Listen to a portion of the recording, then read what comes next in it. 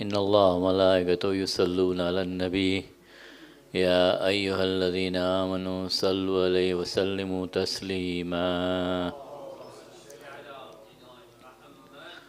الله أكبر الله أكبر الله أكبر الله أكبر أشهد أن لا إله إلا الله أشهد أن لا إله إلا الله أشهد أن محمدا رسول الله أشهد أن محمدا رسول الله أشهد أن أمير المؤمنين وإمام المتقين عليا ولي الله ووصي رسول الله وخليفته بلا فصل أشهد أن عليا أمير المؤمنين وأولاده المعصومين بالحق حجج الله حي على الصلاة حي على الصلاة حي على الفلاح حي على الفلاح حي على خير العمل حي على خير العمل الله أكبر الله أكبر لا إله إلا الله لا إله إلا الله اللهم صل على محمد وعلى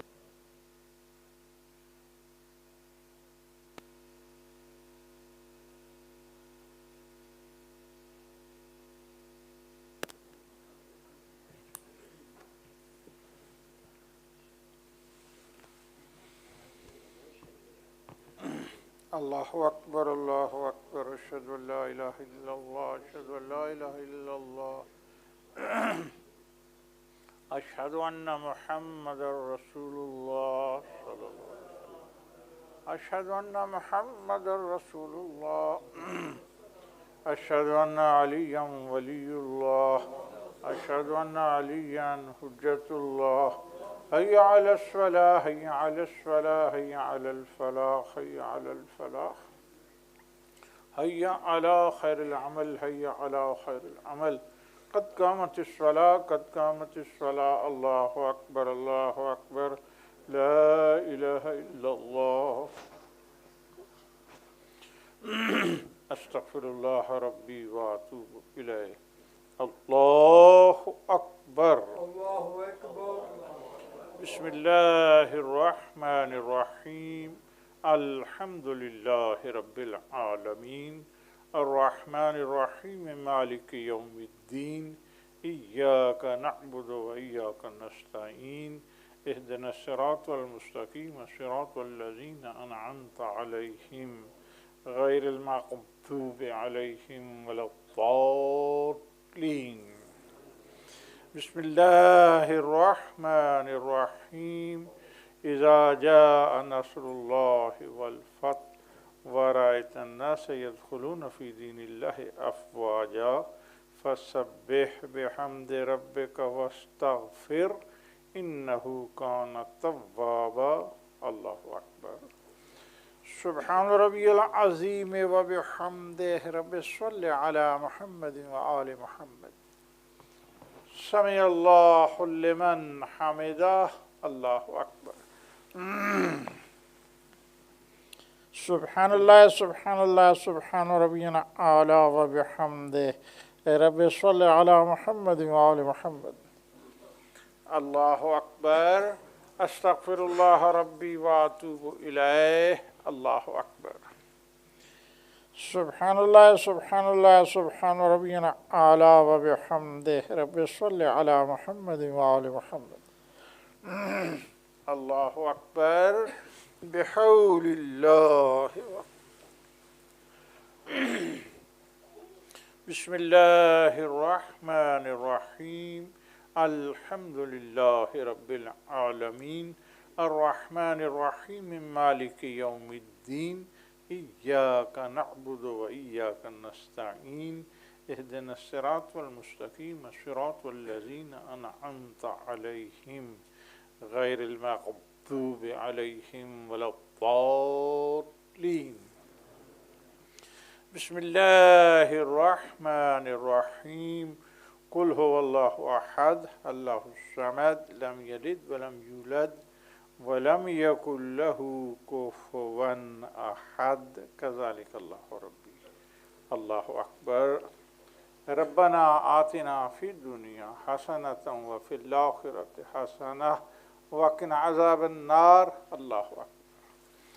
سبحان ربي العظيم وبحمده. رب صل على محمد وآل محمد. سمع الله لمن حمده. الله أكبر.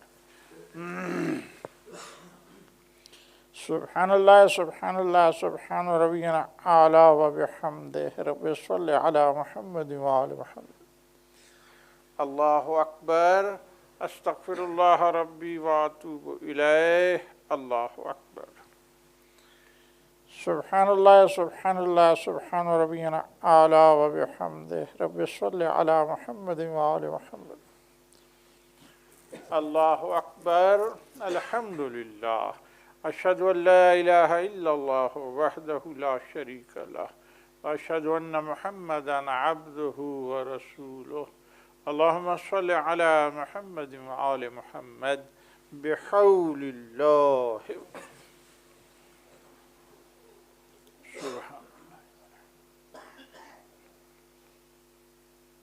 سبحان الله. سبحان الله. أستغفر الله. الله أكبر. سبحان ربي العظيم وبحمده. رب صل على محمد وآل محمد. سمع الله لمن حمده. الله أكبر. Subhanallah, Subhanallah, Subhana Rabbiyana A'la wa bihamdih. Rabbi salli ala Muhammadin wa ali Muhammad. Allahu Akbar. Astaghfirullah Rabbi wa atubu ilayh. Allahu Akbar. Subhanallah, Subhanallah, Subhana Rabbiyana A'la wa bihamdih. Ya Latif, irham abdaka zaif az-zalil. Bijay Muhammadin wa ali baytihi at-tahirin. Allahu Akbar. Alhamdulillah. Bismillahi wa billahi wa khairul asma'i lillah. Ashhadu an la ilaha illallah wahdahu la sharika lah. Ashhadu anna Muhammadan abduhu wa rasuluh. Allahumma salli ala Muhammadin wa ali Muhammad. Assalamu alayka ayyuhan nabiyyu wa rahmatullahi wa barakatuh. السلام علينا وعلى عباد الله الصالحين. السلام عليكم ورحمة الله وبركاته. الله أكبر الله أكبر الله أكبر.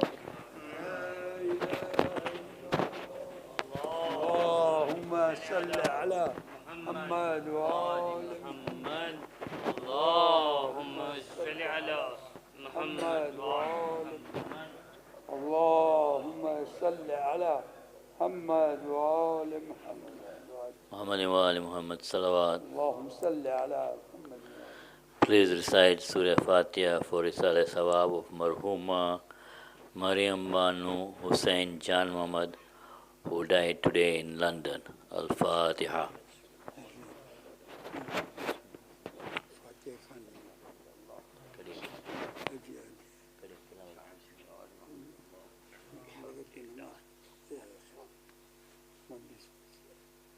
So Fatiha Khani, it is going to recite Fatiha Khani today. Muhammad wa ali Muhammad salawat. Allahumma salli ala Muhammad wa ali Muhammad. There is going to be Fatiha Khani tonight for Isale Sawab Marhuma Maryam Banu Hussain Jan Muhammad. Al-Fatiha. Thank you. Well done.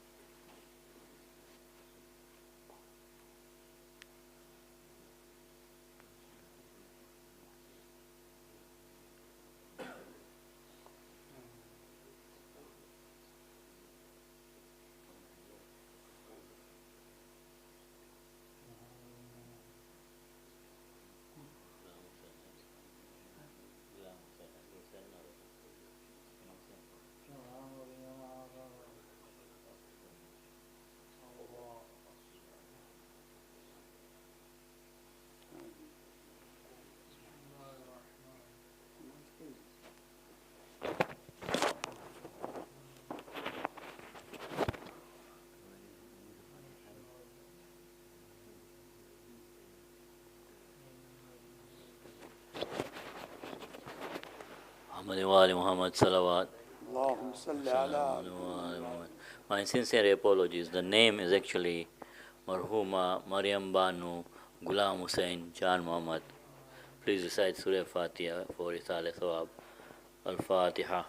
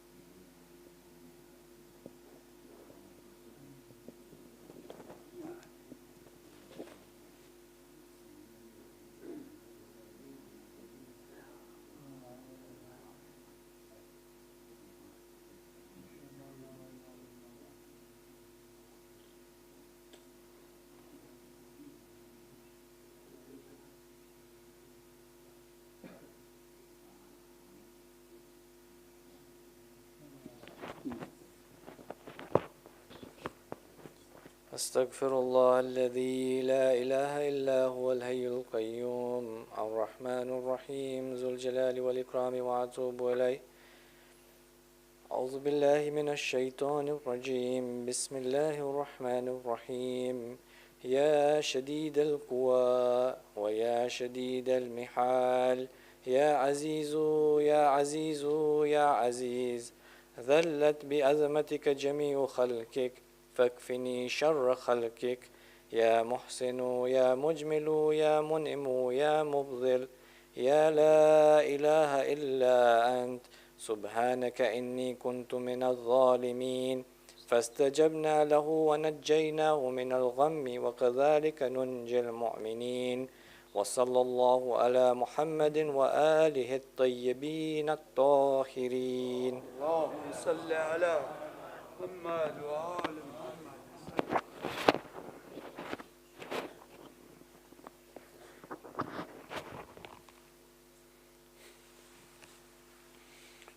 Allahu Akbar, Allahu Akbar, ashhadu an la ilaha illallah, ashhadu an la ilaha illallah, ashhadu anna Muhammadar Rasulullah, ashhadu anna Muhammadar Rasulullah, ashhadu anna Aliyan waliyullah, ashhadu anna Aliyan hujjatullah.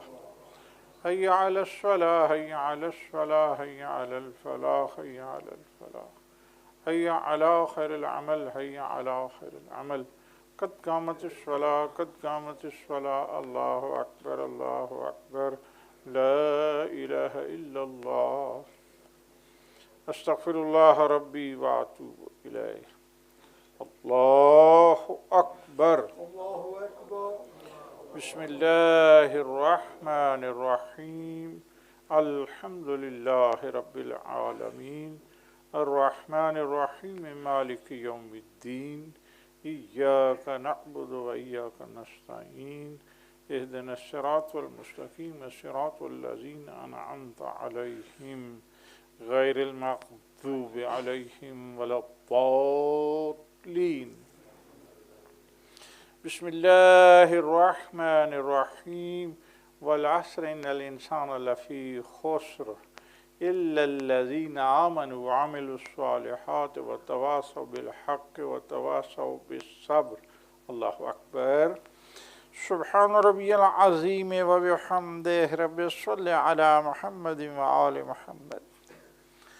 سمع الله لمن حمده. الله أكبر. سبحان الله سبحان الله سبحان ربنا أعلى وبحمده رب صل على محمد وآل محمد. الله أكبر. أستغفر الله ربي وأتوب إليه. الله أكبر. سبحان الله سبحان الله سبحان ربنا أعلى وبحمده رب صل على محمد وآل محمد. الله أكبر. بحول الله. بسم الله الرحمن الرحيم الحمد لله رب العالمين الرحمن الرحيم مالك يوم الدين إياك نعبد وإياك نستعين اهدنا الصراط المستقيم صراط الذين أنعمت عليهم غير المغضوب عليهم ولا الضالين. بسم الله الرحمن الرحيم قل هو الله أحد الله الصمد لم يلد ولم يولد ولم يكن له كفوا أحد كذلك الله ربي. الله أكبر. يا الله يا رحمن يا رحيم يا مقلب القلوب ثبت قلبي على دينك. الله أكبر. سبحان ربي العظيم وبحمده رب صل على محمد وآل محمد. سمع الله لمن حمده. الله أكبر. سبحان الله سبحان الله سبحان ربنا أعلى وبحمده رب صل على محمد وآل محمد. الله أكبر. أستغفر الله ربي وأتوب إليه. الله أكبر. سبحان الله سبحان الله سبحان ربنا أعلى وبحمده رب صل على محمد وآل محمد. الله أكبر. الحمد لله. أشهد أن لا إله إلا الله وحده لا شريك له وأشهد أن محمدا عبده ورسوله. اللهم صل على محمد وآل محمد بحول الله.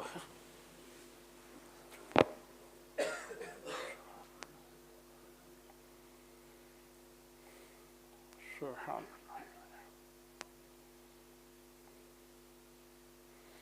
سبحان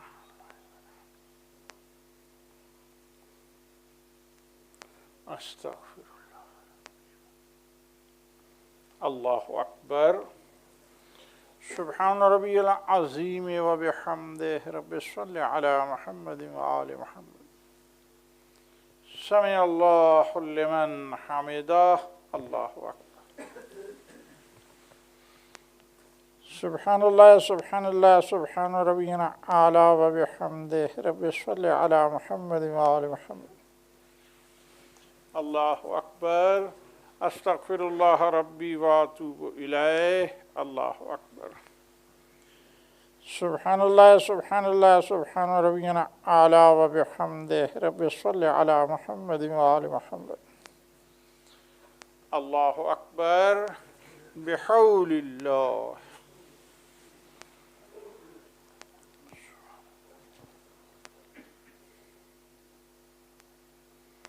سبحان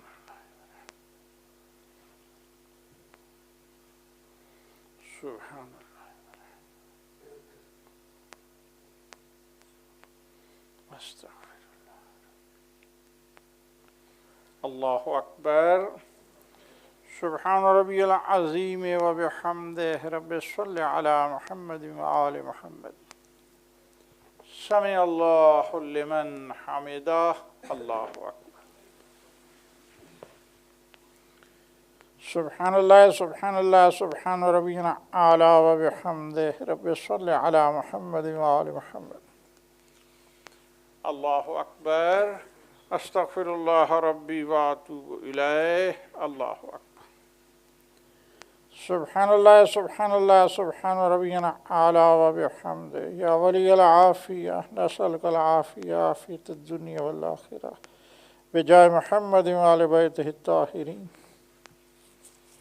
اللہ اکبر الحمدللہ بسم اللہ و باللہ و خیر الاسماء للہ اشہد ان لا الہ الا اللہ وحدہ لا شریک لہ واشہد ان محمدا عبدہ و رسولہ اللہم صل علی محمد و آل محمد السلام علیکہ ایہا النبی و رحمت اللہ وبرکاتہ السلام علینا وعلی عباد اللہ الصالحین السلام علیکم ورحمۃ اللہ وبرکاتہ اللہ اکبر اللہ اکبر اللہ اکبر لا الہ الا اللہ اللہم صل علی محمد وآل محمد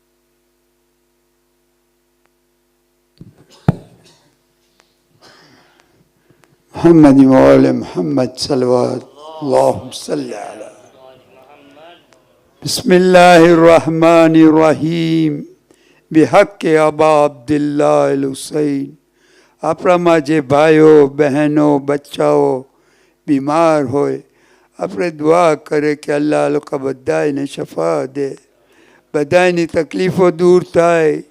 આપણા આલિમો મરજા મોમિનીન ને મોમિનાત દુનિયામાં જ્યાં બી હોય, યા અલ્લાહ તું એ લોકોને હિફ્ઝો અમાનમાં રાખ, અમારી બધી હાજતો પૂરી કર, અમારા ઇલ્મમાં વધારું કર. એવી દુઆ સાથે આપણે બધા સાથે 5 ફેરે અમ્મા યુજીબુ પડીએ.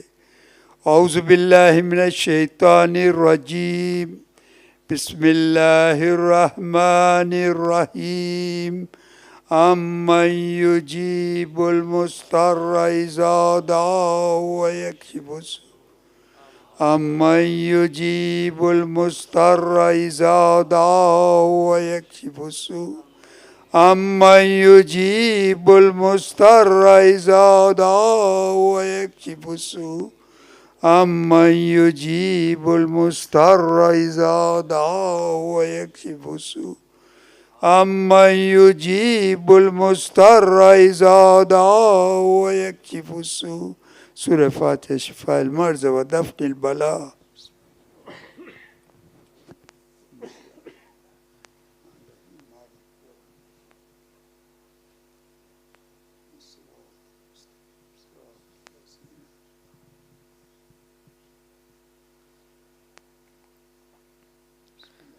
أستغفر الله الذي لا إله إلا هو الحي القيوم الرحمن الرحيم ذو الجلال والإكرام وأتوب إليه. اللهم صل على محمد وآل محمد. بسم الله الرحمن الرحيم. يا شديد القوى ويا شديد المحال، يا عزيز يا عزيز يا عزيز، ذلت بأزمتك جميع خلقك فاكفني شر خلقك. يا محسن يا مجمل يا منعم يا مبذل، يا لا إله إلا أنت سبحانك إني كنت من الظالمين. فاستجبنا له ونجيناه من الغم وكذلك ننجي المؤمنين. وصلى الله على محمد وآله الطيبين الطاهرين. Holy Quran. Ya Ali.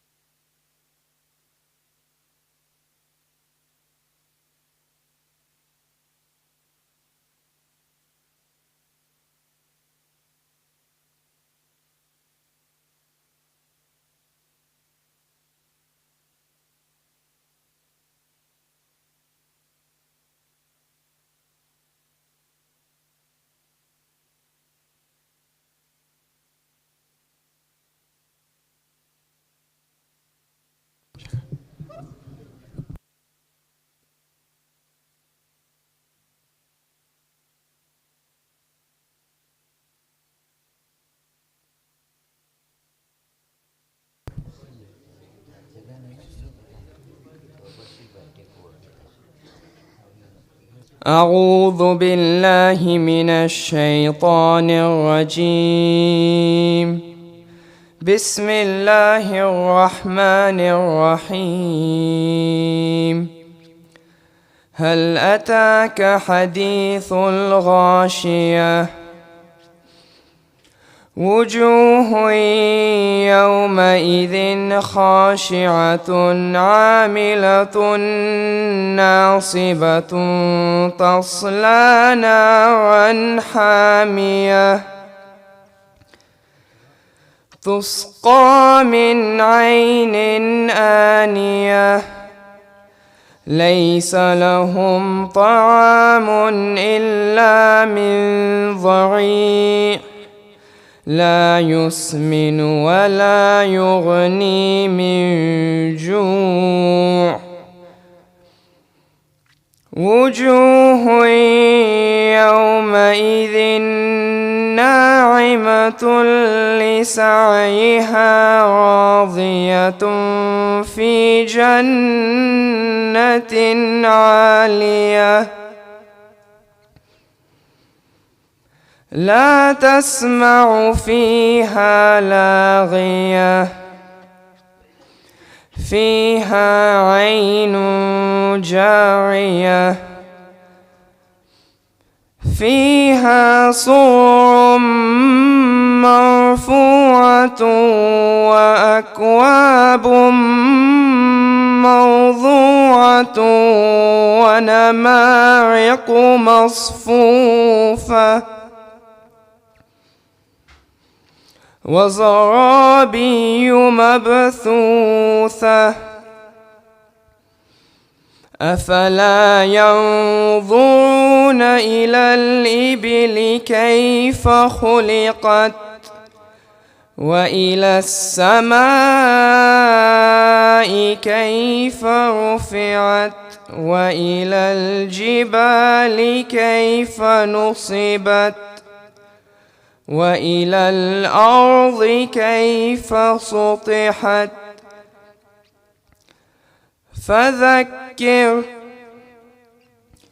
فذكر إنما أنت مذكر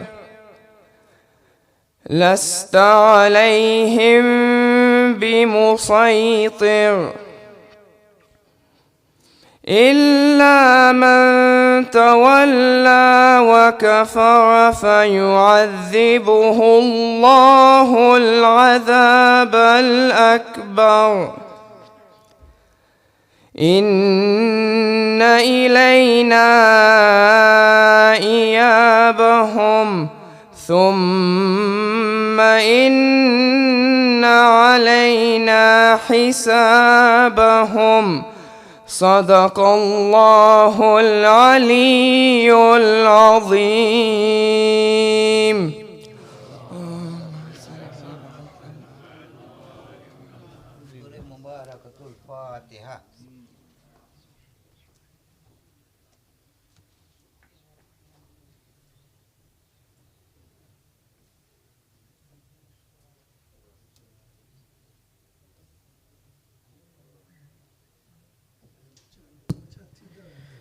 أعوذ بالله من الشيطان الرجيم بسم الله الرحمن الرحيم مؤمنين السلام عليكم ورحمة الله وبركاته.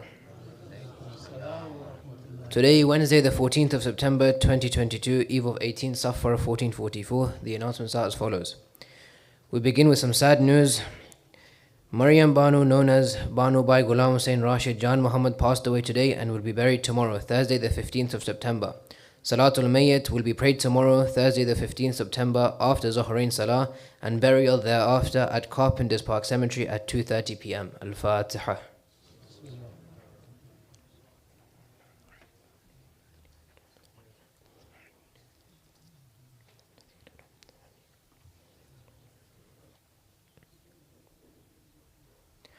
Tomorrow, Thursday the 15th of September, the ladies' morning majlis will start at 10 a.m. with Quran and a majlis in English or Gujarati by Sister Shirin Bai Tijani. The main program will start at 7:45 p.m. with Salatul Maghribain and a majlis by Sheikh Anwer Jaffer. The Tabarruk team humbly requests you, for health and safety reasons, to be seated after ziyarah so tea and tabarruk can be served safely and swiftly. And Weekend Fajr Salah program starts on Sunday, the 18th of September 2022 at 6 a.m. with Jamaat Namaz followed by a lecture by Maulana Qalbi Abbas, Surah Yasin, Ziyarat and Tabarruk or Niyaz. The College census is live and available online. Many of us have already submitted, but not all. Please take a moment and go to our website or the College website directly and have your say so that the community needs are heard and appropriate steps are taken for our future. Brothers, please think back to your youth. Who taught you fiqh, tariq, akhlaq and Quran? Now think about what are you doing to teach the next generation. Hujjat Saturday Workshop is looking for male volunteers aged 16 plus who can give at least 1 hour on a Saturday morning to help teach the next generation. Teacher training and support will be provided. Please speak to Brother Ali Alibhai at the Treasurer's desk in the main hall after the program for further information. We have launched our emergency Pakistan flood appeal to help those suffering with the torrential floods in Pakistan. The World Federation aid teams is on the ground serving those in need. Please donate via our website or at the Treasurer's desk generously. And for recitation requests, please email your requests to recite@hujjat.org, that is recite@hujjat.org. And the Niyaz fund is open. Please donate generously at the Treasurer's desk. Those parking in Rugby, please pay £1 at the Jamaat desk, and please note Rugby gates will be closed at 10:30 p.m. sharp. Please switch off your mobile phones during the program. We will now have Marathiya by Brother Muntazir Datu. Please welcome him with the salawat ala Muhammadin wa ali Muhammad.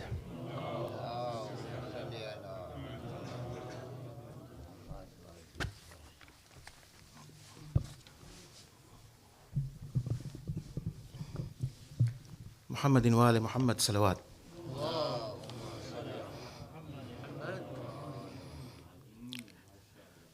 Karbala کا لٹا ہوا قافلہ مدینہ پہنچا ہے. جب قافلہ پہنچا تھا مدینے کے ذرا پاس، مقتل میں ہوا کیا یہ سنا اس نے بسد یاس. کٹتا تھا جگر دل میں ندامت کا تھا احساس. ہر ایک سے یہی پوچھتی تھی مادر عباس ام البنین. ہر ایک سے یہی پوچھتی تھی مادر عباس. جب گردن شبیر پہ خنجر وہ رواں تھا، بس اتنا بتا دو میرا عباس کہاں تھا. بس اتنا بتا دو میرا عباس کہاں تھا. جب گردن شبیر پہ خنجر وہ رواں تھا، بس اتنا بتا دو میرا عباس کہاں تھا. زہرا کے پسر جان نبی سید والی اکبر کے کلیجے سے سینہ کیسے نکالی. جب خاک پہ دم توڑتا لیلا کا جواں تھا. بس اتنا بتا دو میرا عباس کہاں تھا. بس اتنا بتا دو میرا عباس کہاں تھا. میدان میں بے شیر کو جب لائے تھے شبیر، ننھے علی اصغر کی جو گردن پہ لگاتی. جب باپ کے ہاتھوں پہ پسر تشنا دہن تھا. بس اتنا بتا دو میرا عباس کہاں تھا. بس اتنا بتا دو میرا عباس کہاں تھا؟ آقا میرا میدان میں کیوں رہ گیا تنہا؟ ہاں دودھ نہ بخشوں گی میں، یہ کیا کیا بیٹا؟ زہرا کا پسر خاک پہ، زہرا کا پسر خاک پہ جب گریہ کنا تھا، بس اتنا بتا دو میرا عباس کہاں تھا؟ بس اتنا بتا دو میرا عباس کہاں تھا؟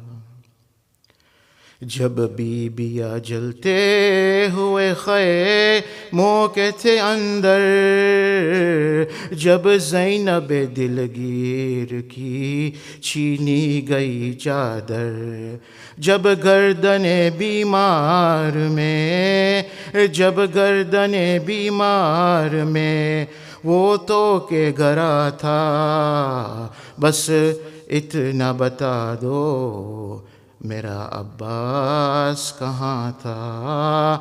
بس اتنا بتا دو میرا عباس کہاں تھا؟ عابد کو لیے پھرتی تھی جب زینب مضطر،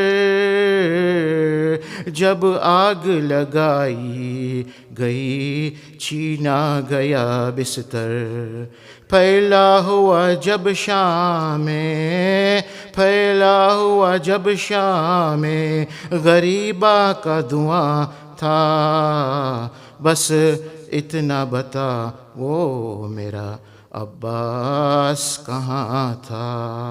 بس اتنا بتا دو میرا عباس کہاں تھا؟ جب شام غریباں میں بھی پیاسے رہے بچے، جب دختر شبیر کے لگتے تھے تماچے، جب اس کا جگر کربے، جب اس کا جگر کربے یتیمی سے تباہ تھا، بس اتنا بتا دو میرا عباس کہاں تھا؟ بس اتنا بتا دو میرا عباس کہاں تھا؟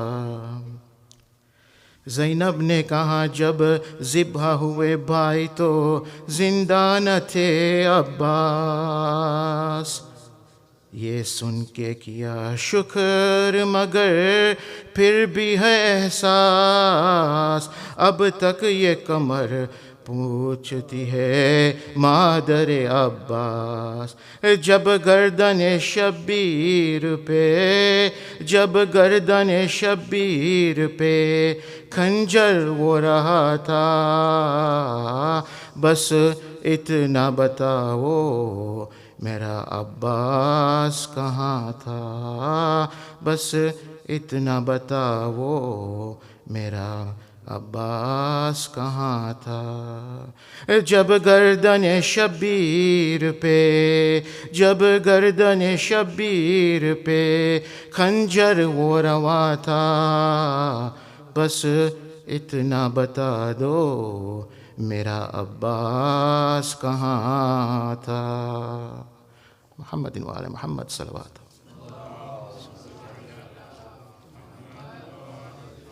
فاتحہ۔ أفلح من صلوا على محمد وآل محمد.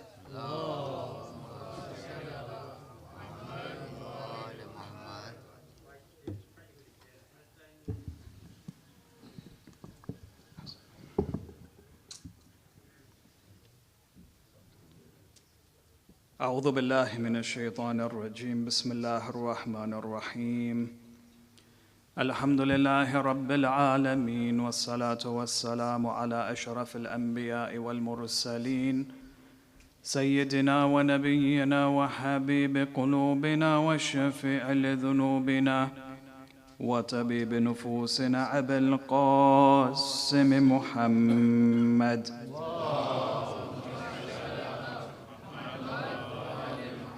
والصلاة والسلام على أهل بيته الطيبين الطاهرين المعصومين المظلومين ولعنة الله على أعدائهم أجمعين إلى قيام يوم الدين. وفقنا الله وإياكم بعلم وعمل صالح إن شاء الله ببركة الصلاة على محمد وآل محمد.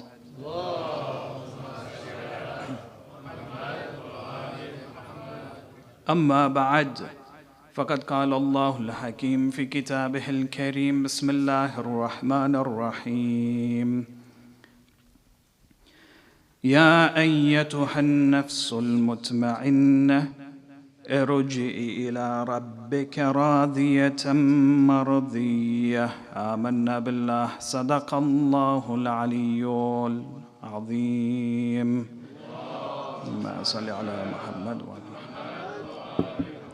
Respected elders, brothers and sisters, Assalamu alaikum wa rahmatullahi wa barakatuh. When we refer back to the event of Karbala and what happened and transpired on the 10th of Muharram, when we see the positions of the companions of Abi Abdullah alayhi salam, we understand that each and every single one of them had reached this phenomenal maqam of spirituality, where not only did they acknowledge the truth, accept the truth, submit to the truth, but they were willing to even give their lives for the truth. And so that culmination of truth, and with it the trust they had with Abu Abdullah or towards the Imam alayhi salam, and not only that, but also the trust that they had in Allah subhanahu wa ta'ala, they were managed to be a part of a movement that serves as an archetype for all future movements for justice in the world. When we then reflect on what happens within our lives, and we go through the different turmoils and disturbances and adversities that we go through, you realize that the way we process our failures and the way we process our bala is vastly indifferent in comparison to how the companions of the Imam alayhi salam interacted with the particular adversities in those times. Now what happens generally is that when I go through a particular troublesome moment in my life, a period of bala for example, something has drastically gone wrong, naturally as a human being what I tend to do is I tend to blame. But never do I blame myself. I would always point fingers at others and blame others for my failures or when some things go wrong in my life. So I may, for example, blame the people around me, that this person and that person, they were involved in the process and that's why it went wrong. Or at times we turn to Allah and we blame Allah subhanahu wa ta'ala. When some things go drastically wrong, I turn to Allah and I say, Ya Allah, I planned everything and I made sure all the boxes were ticked, but then it didn't work out that I wanted it to work out. And so we tend to blame Allah subhanahu wa ta'ala. So despite the different adversities that we go through, the process of blaming is different. We never blame ourselves. We never use it as an opportunity for us to develop. What we tend to do is we blame others or we tend to blame Allah subhanahu wa ta'ala. As a process of what happens, the effect of that is that we move away from Allah subhanahu wa ta'ala. We create a dissociation from Allah at whatever capacity. And if it's not looked after and not nurtured spiritually in the right way, we may eventually create a gap between us and Allah subhanahu wa ta'ala. Let me give you a few examples.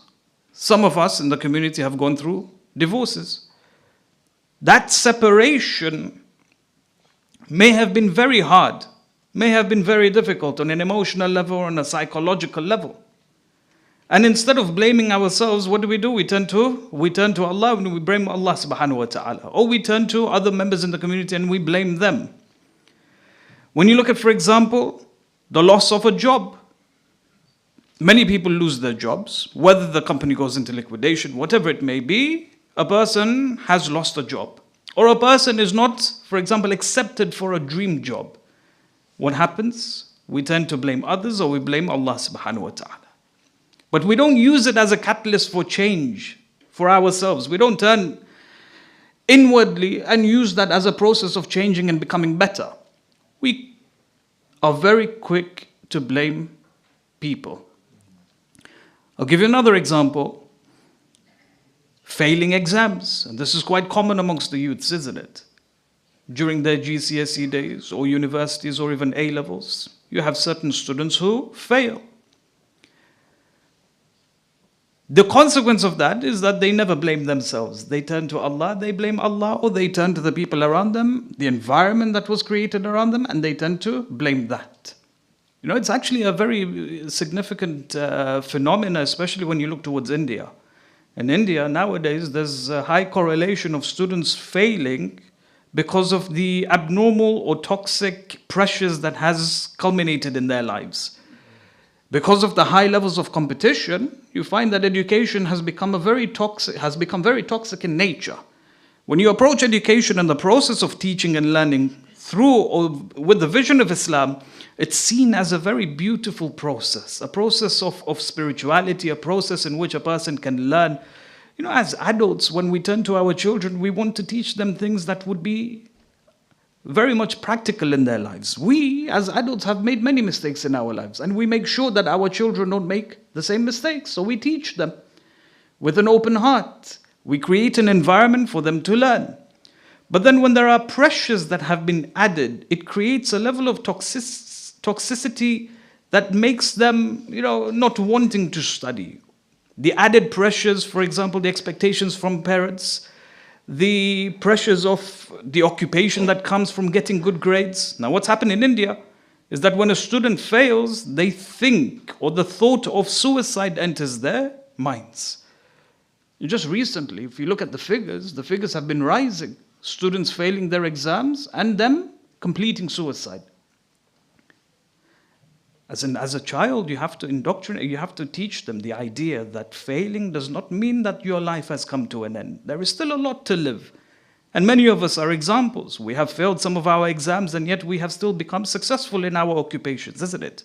It's not the end of life, but the way the environment of learning and teaching, the way it has been created in certain countries in the world, it seems to be it creates the message that if you fail, then there is no opportunity for you whatsoever. And so many are giving or taking their own lives simply by failing their exams. When you turn towards the Holy Quran and when you look at the biographies of certain personalities, you see that there's a need for us to always refer back to the Holy Quran and kind of remember the tragedies and the bala that the prophets went through. You realize that there are certain personalities who just went from one bala towards another, and yet that hope and that connection with Allah subhanahu wa ta'ala was never broken. You look at the example of Nabi Musa alayhi salam. Nabi Musa was raised in the house of Fir'aun. You can imagine Nabi Musa having access to all the different types of pleasures. Yet that one incident where he killed the man, he migrated, he abandoned everything he had out of fear. He moves towards the city of Madain. When he migrates towards Madain, it was as if he was leaving everything behind and moving to an unknown area of his life. Migration, why is it a very discussion to have nowadays?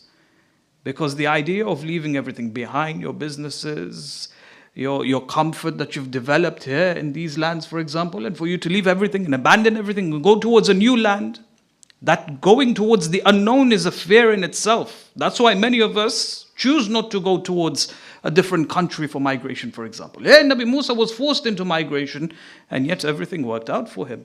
He was able to find a wife. He was able to interact with the Prophet of Allah subhanahu wa ta'ala. He was able to develop a reputation, and then he came back towards Fir'aun, and he was able to lead a revolution against him. When you look at, for example, the Prophet of Islam, when you look at the trials and the tribulations of the final Prophet of Islam, you realize that the trials and tribulations that he went through, all of it served as a catalyst for his revolution, which survives even today.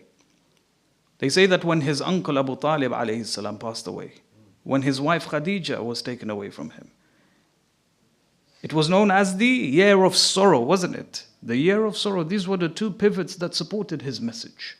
Abu Talib, the madhlumiyya of Abu Talib today is that he is considered to be a kafir. despite the fact that from the very beginning he served and helped the Holy Prophet expand the religion of Islam. Whereas certain personalities who opposed the Prophet of Islam until they were forced to accept the religion of Islam were considered to be the great companions of the Prophet of Islam. The likes of Abu Sufyan, for example.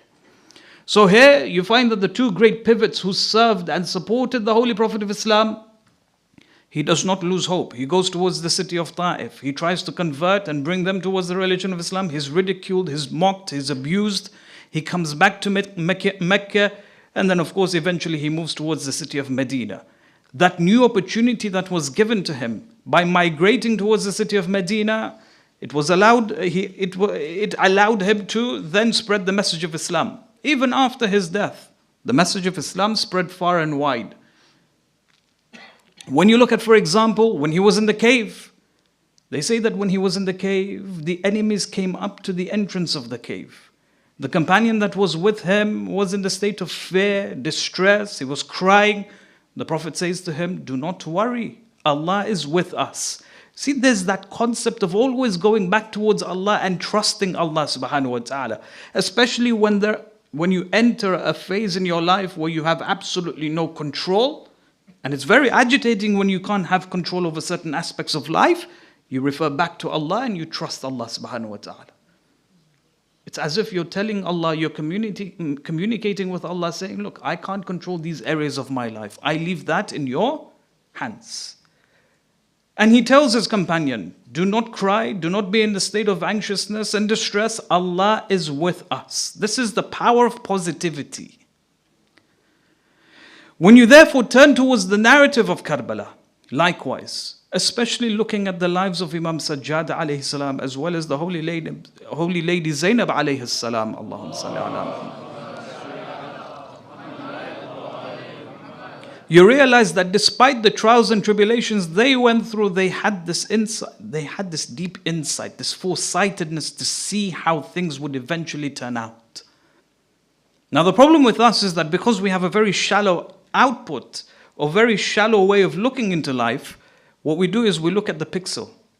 We zoom into our problem so much that we think that it's a major problem in our lives. But if you were to just zoom out and see the entire portrait, you realize that this particular bala that has entered our life, it gives beauty to our life. It changes our entire perspective, as in today, each and every single one of you. We've all been through different adversities. There are certain plans that have just not worked out for us. If you were to look back, whether it be 5 years ago, 10 years ago, 20 years ago, whatever it may be, there was this one particular hajat that each and every single one of us had in our lives individually. There was this one hajat that just did not work out. Was it khair that it didn't work out? As in, imagine if Allah had answered that hajat for you, the trajectories of your life would have been completely different to how it is now. As in, sometimes we turn to Allah and say, Ya Allah, thank you for not allowing that particular hajat to work out. The fact that you didn't answer it specifically, or you molded it into something better, it was good for me. Whereas if you had answered it, I would have not been the person I am today. So when you approach the whole concept and the narrative of Karbala from the viewpoint of Imam Sajjad alayhi salam, as well as the Holy Lady Zainab alayhi salam, you realize that despite what they went through on the 10th of Muharram, they never created a dissociation from Allah subhanahu wa ta'ala. Rather what they did was they approached it from a whole new perspective, which was to thank Allah endlessly. Now when you look at Zainab specifically, alayhi salam, when you look at the Holy Lady Zainab, there are narrations explaining to us that on the 9th of the 11th, just after Ashra, the battle has finished. During the night time, Imam Sajjad alayhi salam turns to Zainab and says, Ya Zainab, what are you doing? Which salah are you reciting? She says, I am reciting Salat al-Tahajjud. He says to her, Ya Zainab, my aunt, why is it that you sit sitting? Why are you reciting Tahajjud sitting down? She says, I don't have the strength to stand up and pray. Again, she's just come out of one of the greatest bala that history has ever seen. Even the Anbiya used to cry for Abu Abdullah, and we have ample narrations to prove this. Yet you find that she is reciting and she is engaging in the worship of Allah subhanahu wa ta'ala. When you look at, for example, Nabi Ibrahim alayhi salam, in the Holy Quran, Allah subhanahu wa ta'ala, there are certain verses in which He begins to speak about the spirituality of Ibrahim. And He says that, and truly this is something that we can't fathom. Our minds are so limited that we can't understand what Allah is explaining to us here.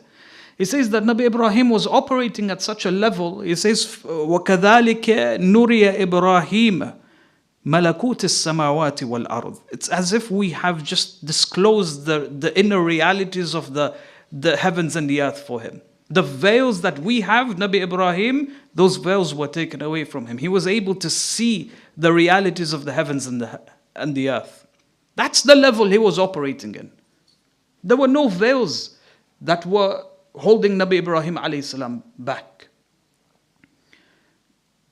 And through it, he was able to reach a state of itmi'nan, complete serenity, complete yaqeen, complete conviction in Allah and all of the affairs that Allah had chosen for him in his life. Ya ayyatuha an-nafsul mutma'inna, O soul who has reached the state of itmi'nan, irji'i ila rabbika radiyatan mardiyya, return to your Lord. And when you do return, you will return in a state of pleasure.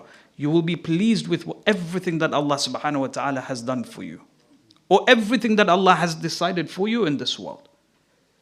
This is Ibrahim we're speaking about. But at the same time, when we speak about Zainab, we can very confidently, with conviction, say that she was operating at a similar level. That despite what happened to her on the 10th of Muharram, she was able to see the realities of things. It wasn't just a very shallow perspective of life to see things on a day-to-day basis, but to be able to have insight and foresightedness to see how this would have an effect in the future. And as a whole, the effect it would have on the religion of Islam. Hamid ibn Muslim narrates. He says that on the night of the 11th, Zainab alayhi salam, she came towards the body of her brother. She sat alongside the body of Abu Abdullah alayhi salam, and she began to cry, she began to lament. And then he says, she said one thing. She said, Ya Allah, taqabbal minna hadha al-qurban. Accept everything that we have offered towards you. Again, the idea of foresightedness, that she was able to see certain things that you and I would have never seen. Now imagine for us to be in that same position. Some of us, we go through certain bala. A child is taken away from us. A parent is taken away from us. A brother or a sister. A loved one. We blame. We turn to others, we blame others. Or we turn to Allah, we blame Allah subhanahu wa ta'ala. Look at Zainab alayhi salam's perspective and approach. Ya Allah, everything that you have done for us, accept it. In the courthouse of Ibn Ziyad, very interesting dialogue, very beautiful dialogue that she engages with Ibn Ziyad. Ibn Ziyad, when she sees the holy lady, he turns to one of his advisors. He says, who is this woman? He says, this is Zainab, the daughter of Ali alayhi salam. So he says, Ya Zainab, praise be to Allah who has killed you and who has killed your family, and He has exposed your family that have been holding all of these different lies and fallacies. He says, praise be to God that has killed your entire family for the lies and the fallacies that you believe and promote. She replies, she says, praise be to Allah who has given us Muhammad sallallahu alayhi wa alayhi. And who has honored us with a thorough purification. وَيُطَهِّرَكُمْ تَطْهِيرًا. Allahumma salli ala Muhammad wa ala Muhammad. He says, with regards to the fasiq, Allah will expose you. With regards to the fajr, Allah will expose you and all of your deeds to the people. He says, Ya Zainab, what do you think about what Allah has done to you and your family? She says, Ma ra'aytu illa jamila. Again, look at the approach that she has. She says, I have seen nothing but beauty. In other traditions, she says, Allah has determined this for us. Allah has decided this for us. And all of the shuhada, they went towards death. Allah had written death for them. They hastened towards death and they gave their lives in the pleasure of Allah subhanahu wa ta'ala. Ibn Ziyad, on the day of judgment, Allah will call you. For that day, prepare your answers, prepare all of the things, your justifications, and be ready to present them towards Allah subhanahu wa ta'ala. Again, look at the foresightedness. She's not living in the moment. She's not living in the now. She's living as if she's living in a way that she sees the whole of reality. Now, one of the things that we can learn from the Holy Lady is the idea of positivity, is the idea of living our lives in such a positive, optimistic way that it affects our relationship with ourselves, with the people around us, and of course with Allah subhanahu wa ta'ala. One of the most fundamentals message that we can learn from the Ahlul Bayt who have survived Karbala is the level of positivism that they adhered to by seeing nothing but good. All of the bala that they went through, they were able to convert it into a positive outcome, into a positive experience. It was very difficult for them. The musibah or the masa'ib, the grief, the sorrow that they went through, but they were able to channel it in a very positive way. Imam al-Sajjad is a very interesting example. 32 years, 33 years he was crying and weeping and lamenting. Yet his process of grief was so fundamental, he was able to again change the Muslim ummah through it. And he was able to grab the hearts of the people so that they would remind themselves constantly of what happened to his father. When we train ourselves to be optimistic and positive in every area of our lives, at the same time we're able to get rid of all of the negativity. That constant positivity, it attracts positiveness in our lives. Positivity begets positive elements. It attracts positive elements. Likewise, a person who is constantly negative and pessimistic, naturally he will beget negative elements towards him and in his life. And we see it in our lives very clearly. Imagine a student who goes to university, but he's very pessimistic. Very pessimistic. He doesn't have the self-esteem to say, look, I will pass my exams, will study hard, I'll make a positive change and contribute to society. You think such student is going to pass? If a businessman enters a particular business selling certain merchandise, but then he has a very pessimistic outlook, he says, I'm not going to pass, I'm going to fail, I'm not going to make the profits that I wish to make. You think he's going to succeed as a businessman? Of course not. Positivity has a very strong fundamental presence if we were to adapt it within our lives. You know, the scientists today, there are certain studies that have been written where they say that if a person was to change his mentality and adopt a very strong optimistic outlook on life, says this has the power to create motivation. It has the power and to create a momentum to create this. It has the power to create a momentum for change. If only a person was to adopt a very positive, strong mindset, being optimistic in every areas of life. So now the question, in fact, before going into the different stages of how we can develop optimism, there's a very interesting narration of Jabir ibn Abdullah al-Ansari. One day he comes towards Amir al-Mu'mineen alayhi salam. Allahumma salli ala Muhammad wa ala Muhammad.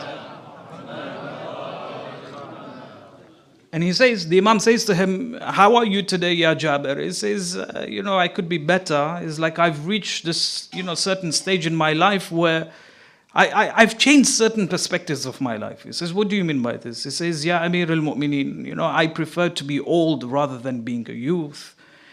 Very different to what we would answer. He says, I would rather be old rather than being a youth. He says, I'd rather be sick instead of being healthy. I'd rather be dead instead of being alive.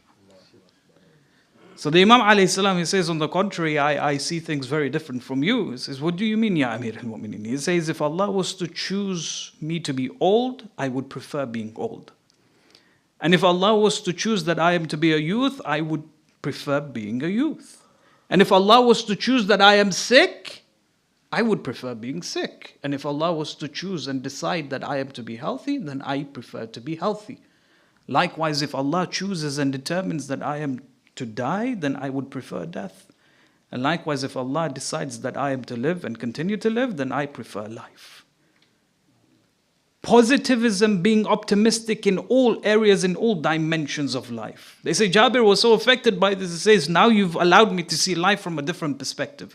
He kisses the forehead of the Imam and then he walks away, he moves away. Now the question comes in, how do I develop optimism and positivity in my life? First and foremost, to develop a good thought of Allah subhanahu wa ta'ala, to have husnul dhan billah, to always and constantly think good of Allah subhanahu wa ta'ala. You see, our relationship with Allah is such that we fundamentally believe that Allah is all-wise. True or no? Allah is all-wise. The level of His wisdom is infinite. Whenever Allah decides something for me, in the back of my mind, I say to myself that now because I believe that Allah is all-wise, what Allah has decided for me is the best for me. Sometimes I may think to myself that Allah chooses that which is good for me. And sometimes Allah chooses that which is best for me. But because Allah is all-wise, I come to the conclusion that Allah chooses only that which is best for me. A wise person, for example, here, just look at how conventional societies work. A wise person, usually we think before we do something, right? We think before we invest, we think before we, for example, eat something or whatever it is. There are two options that are placed in front of us. Something that which is good for us and something that is best for us. What do we opt for? Do we choose good over the best or we choose the best over the good? Always we choose the best over the good. Likewise, Allah subhanahu wa ta'ala, when He decides something for us, He doesn't decide that which is good for us. Rather, He decides that which is best for us. So all of the different bala that I'm going through, I turn to myself and I say, Ya Allah, you have chosen this for me because I know that this is best for me. Look at that entire approach and outlook. It changes fundamentally. When you have this thought process in your mind, your approach to life changes entirely. And in effect, it changes your relationship with Allah subhanahu wa ta'ala. Husnul dhan billah is when you trust Allah subhanahu wa ta'ala. You know, Nabi Zakaria alayhi salam, when he enters the presence of Maryam, and she sees Maryam having all of these different food. She had fruits out of season with her. And he would say, Ya Maryam, where did you get these fruits from? It's not something that you can get from the farmlands very easily. She said, this is from Allah. And Allah has given me this risk. Now when he saw this and when she said this to him, it rekindled something that was lost for a while. You see, Nabi Zakaria was in his 80s according to some narration. He was a very old man, but Allah had not given him a child. Allah had not given him a child. So he isolates himself, he goes into his mihrab and then he turns to Allah, he says, Ya Allah, I want a child. وَلَمْ أَكُنْ بِدُعَائِكَ رَبِّ شَقِيًّا. I will not have any negative thought towards you with regards to my dua. I know that I have never been abandoned by you when I engage in dua with you. The fundamental area of positivity is when you know or when you turn to Allah subhanahu wa ta'ala, you believe that Allah has already decided certain things for you. In dua, there's a whole discussion with regards to the elements of dua. Allah says in the Holy Quran, إِذَا سَأَلَكَ إِبَادِ عَنِّي فَإِنِّي قَرِيبٌ أُجِيبُ دَعْوَةَ الدَّاعِ إِذَا دَعَانِ. That when we engage with dua with Allah subhanahu wa ta'ala, Allah says that I'll accept the dua. But sometimes, there is that doubt within our hearts. Will Allah accept my dua or not? Is it the right dua to have, for example? There are certain aqwal, there are certain opinions amongst the ulama. They say that when you engage in dua, develop a mindset that Allah has already accepted it for you. Develop that mindset that the moment you have said it, Allah has accepted it for you. Sometimes we repeat the dua over and over again over a span of time. Because, to try and encourage Allah or to try and reinforce ourselves that Allah will accept it. Says no, once is enough.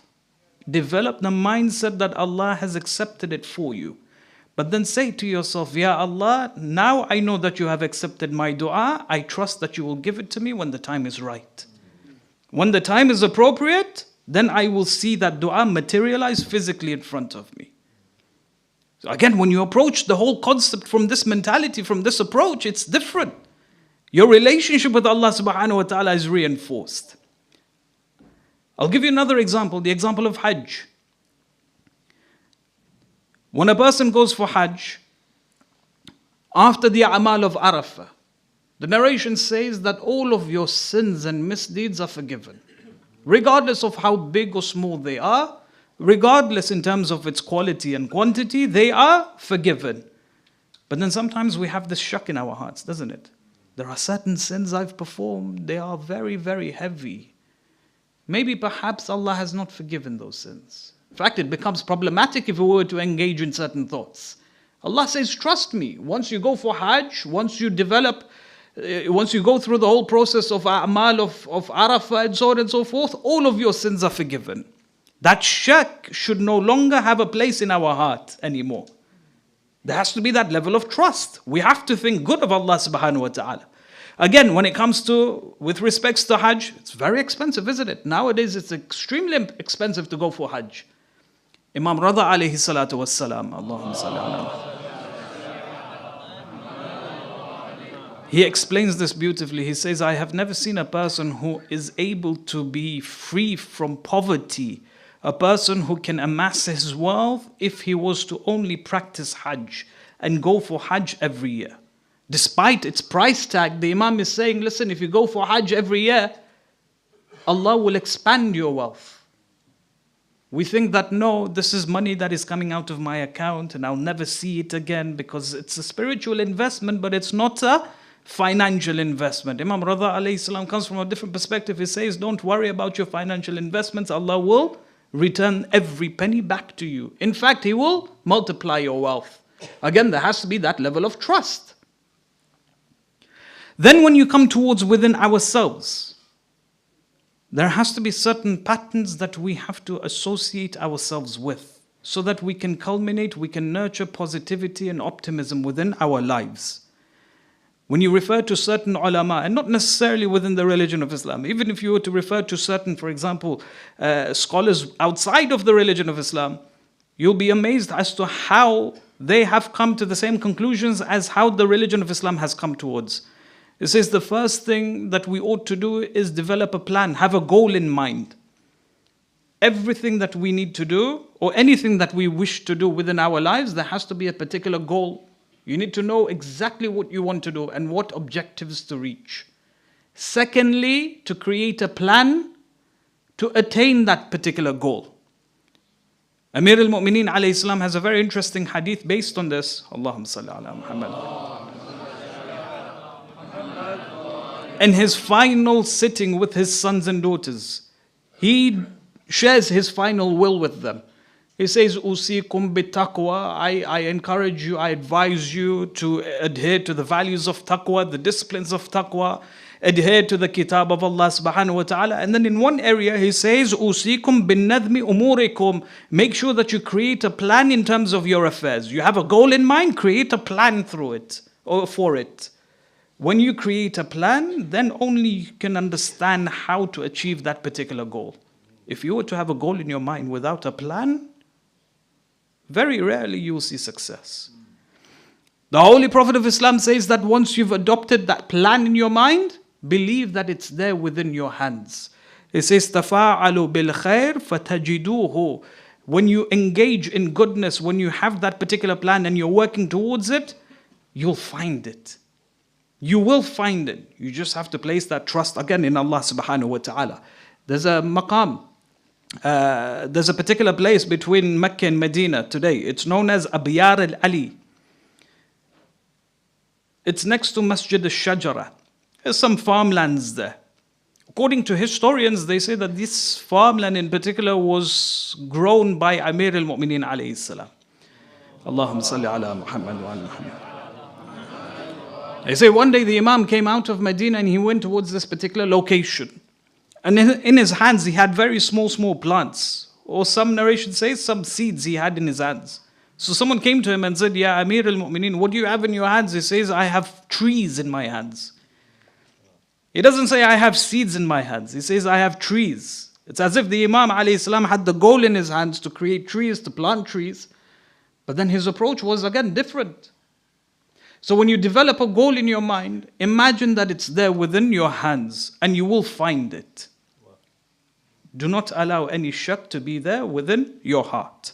The second thing, work as a group.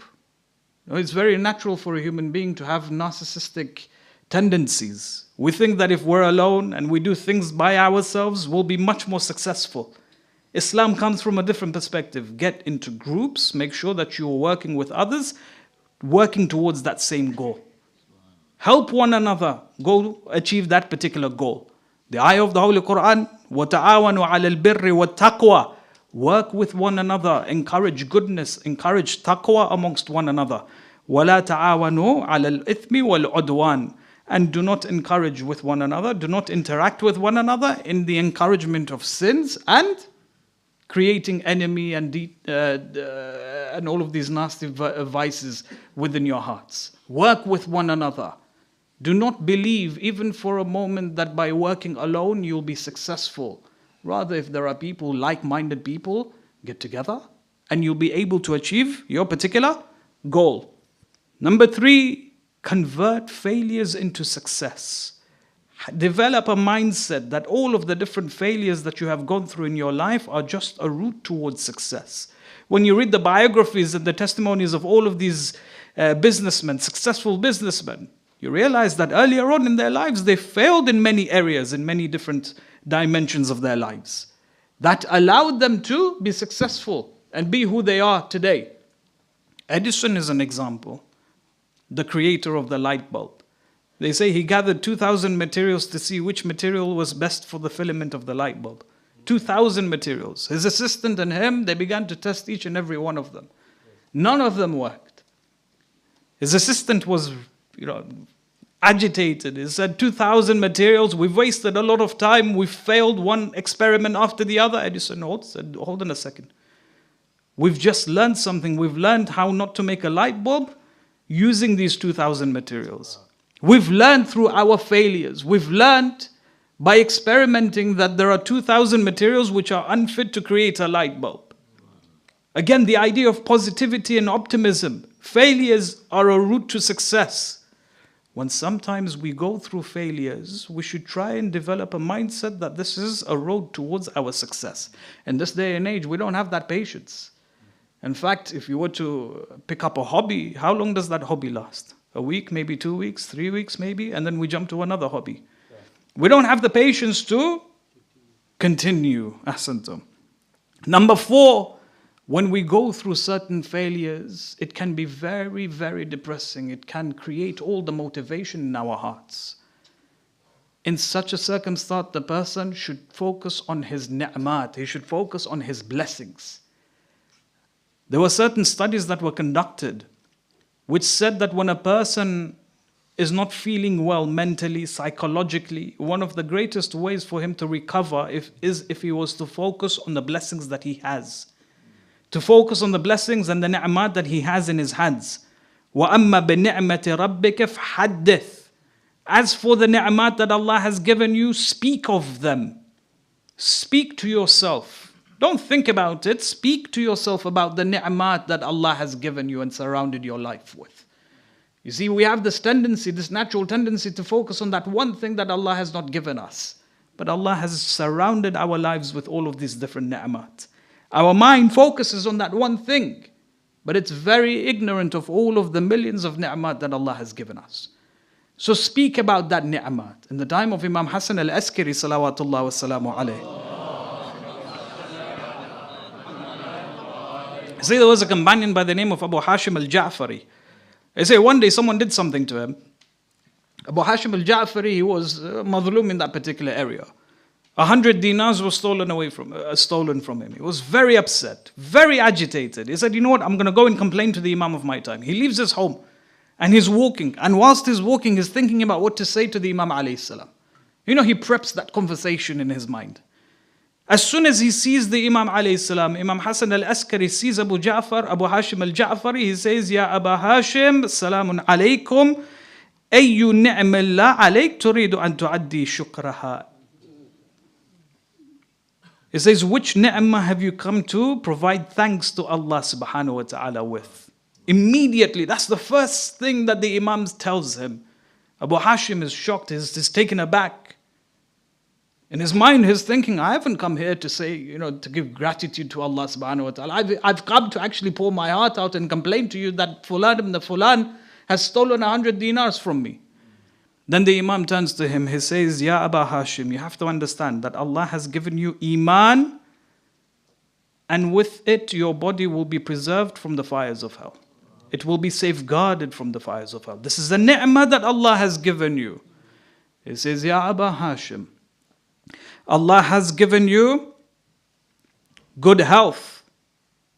You have a strong, able body so that you can turn to Him in worship and obedience. This is another ni'mah.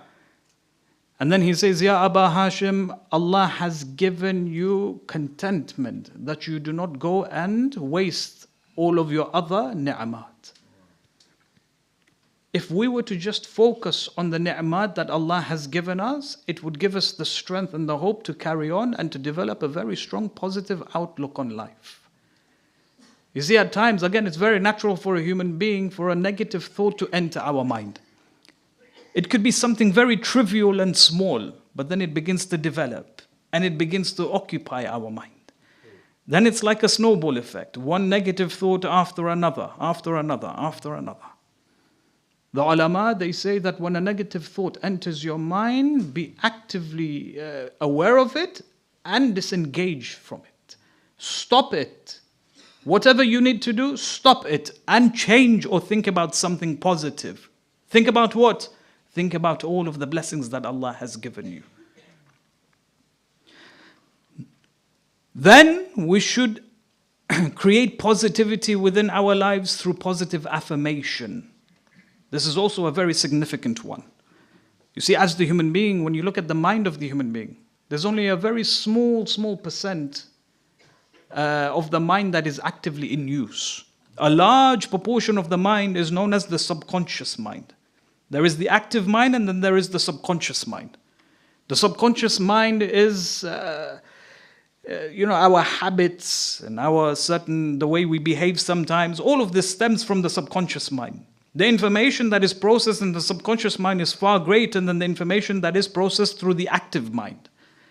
All these adverts that we see on TV, all of these silly adverts, we laugh at them. We say, this is a silly advert. But it has an effect because it's there, implanted within our subconscious mind. As in all of these adverts are created professionally, they know exactly what they're doing. And they're implanting a message, not in your active mind, in your subconscious mind. It's there deep down in the back of your mind. And that's why they're very, very successful. When you look at the religion of Islam, Islam explains that for a person to change and culminate positivity, one of the best ways is to rewire the subconscious mind. How does a person rewire a subconscious mind? One of the best things is through repetition. Repetition, memorization. When you repeat something over and over again, you're now building and rewiring your subconscious mind. All of these dhikr and adhkar that we have, tasbih of the Holy Lady, it's repetition, isn't it? The names of Allah, Asma'ul Husna, sometimes some of us, we engage in it, we interact with it, repeat it over and over again. It has a fundamental effect on our subconscious mind. It's as if we're rewiring our mind to create a very strong connection with Allah subhanahu wa ta'ala. People complain, why do we recite salah the way it's recited? And for us to repeat it over and over again 5 times a day, every single day.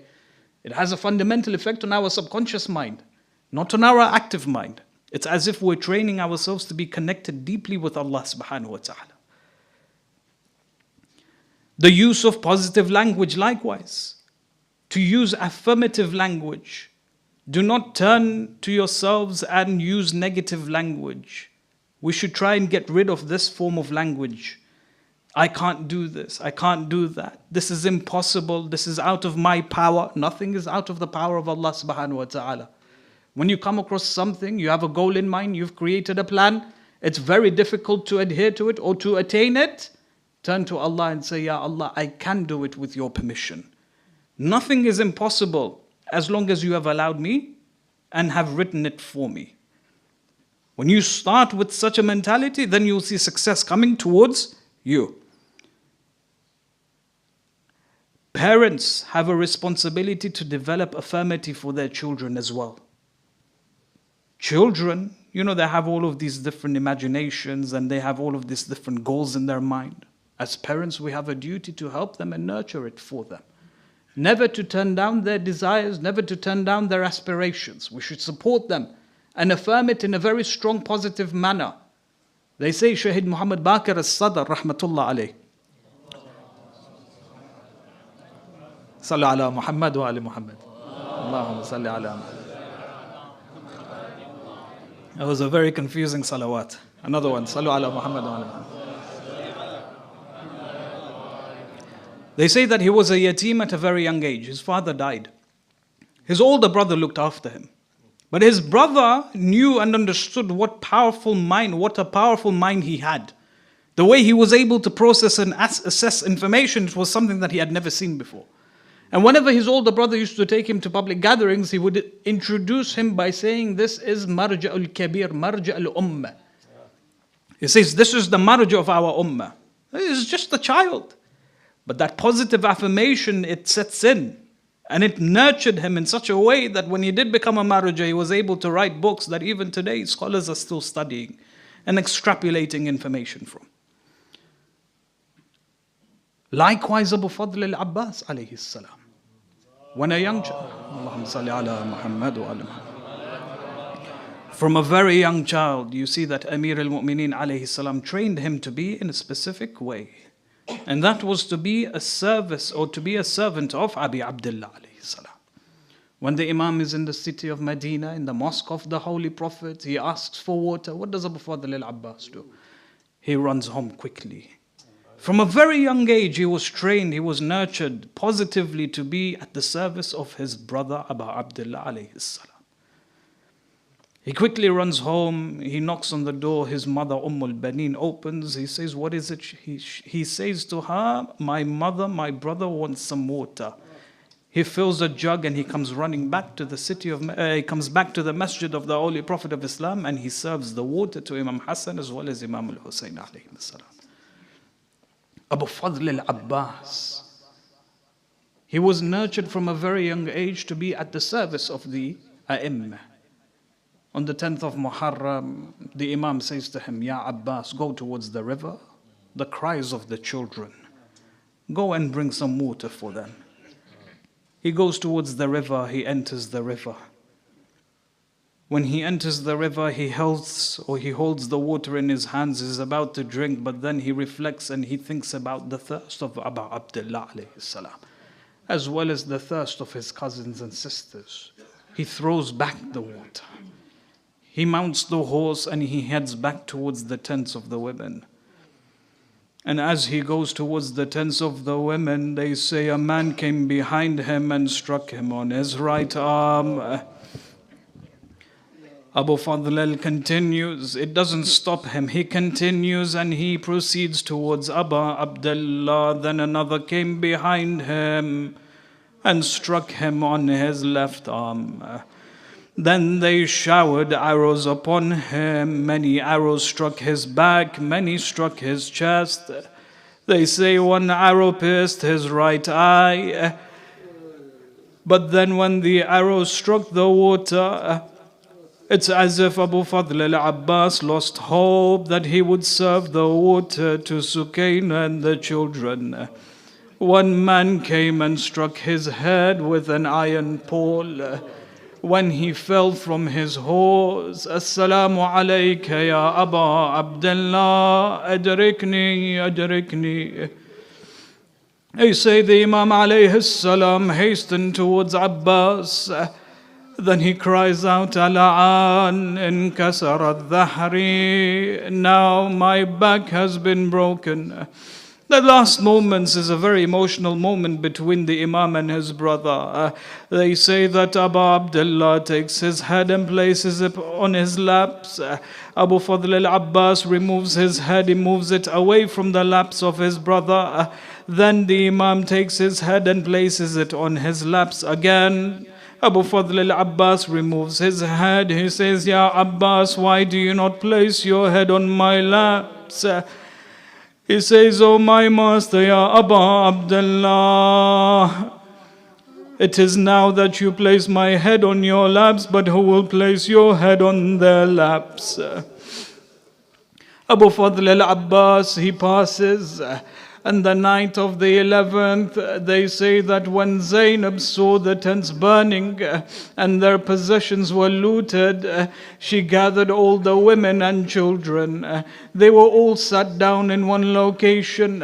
Then Zainab stood up and she began to move towards the Furat. They said to her, Ya Zainab, where are you going? She says, I'm going to my brother Abu Fadl al-Abbas.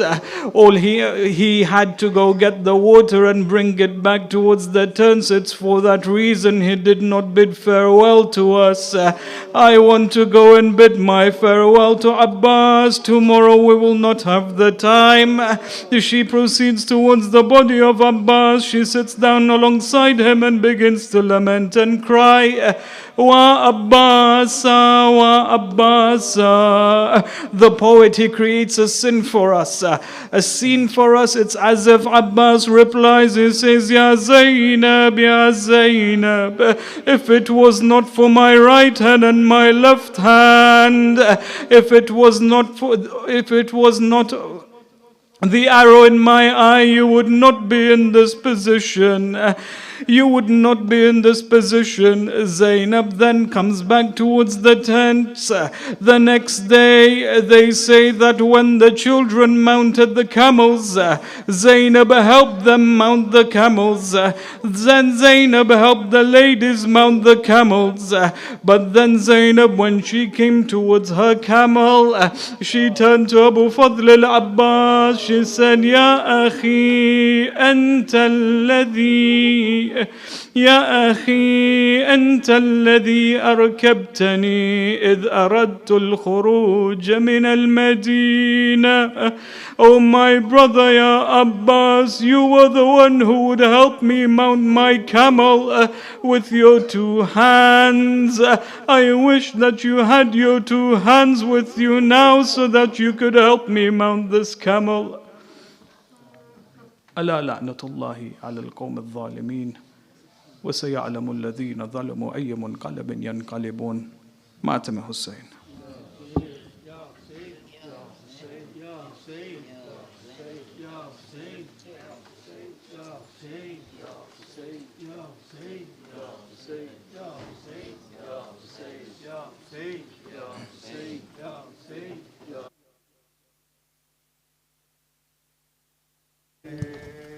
Ya Hussein, Ya Hussein, Ya Hussein, Ya Hussein, Ya Hussein, Ya Hussein, Ya Hussein.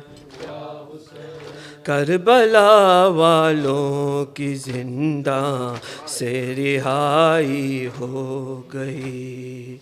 Karbala वालों की जिंदा रिहाई हो गई. Karbala वालों की जिंदा से रिहाई हो गई. करबला वालों की जिंदा से रिहाई हो गई. तुरबते बाली सकीना से जुदाई हो गई. करबला वालों की जिंदा से करबला वालों की जिंदा से रिहाई हो गई. इस कदर मारे तमाचे है शिमर बदकार ने. इस कदर मारे तमाचे है शिमर बदकार ने. हश्र तक वो मौत बाबा की रुलाई सो गई. तुरबते बाली सकीना से जुदाई हो गई. करबला वालों की जिंदा से रिहाई हो गई. करबला वालों سے رہائی ہو گئی. مومنوں منہ کو چھپا لو نوچ ڈالو سر کے بال. مومنوں منہ کو چھپا لو نوچ ڈالو سر کے بال. سر برہے نادشت میں زہرا کی جائی ہو گئی. تربت بالی سکینہ سے جدائی ہو گئی. کربلا والوں کی زندہ سے رہائی ہو گئی. کربلا والوں کی زندہ سے رہائی ہو گئی. اس قدر مارے تماچے ہے شمر بدکار نے. اس قدر مارے تماچے ہے شمر بدکار نے. حشر تک وہ موت بابا کی رلائی سو گئی. تربت بالی سکینہ سے جدائی ہو گئی. کربلا والوں کی زندہ سے رہائی ہو گئی. کربلا والوں کی زندہ سے رہائی ہو گئی. مومنوں منہ کو چھپا لو نوچ ڈالو سر کے بال. مومنوں منہ کو چھپا لو نوچ ڈالو سر کے بال. سر پر ہے نادشت میں زہرا کی جائی ہو گئی. تربت بالی سکینہ سے جدائی ہو گئی. کربلا والوں کی زندہ سے رہائی ہو گئی.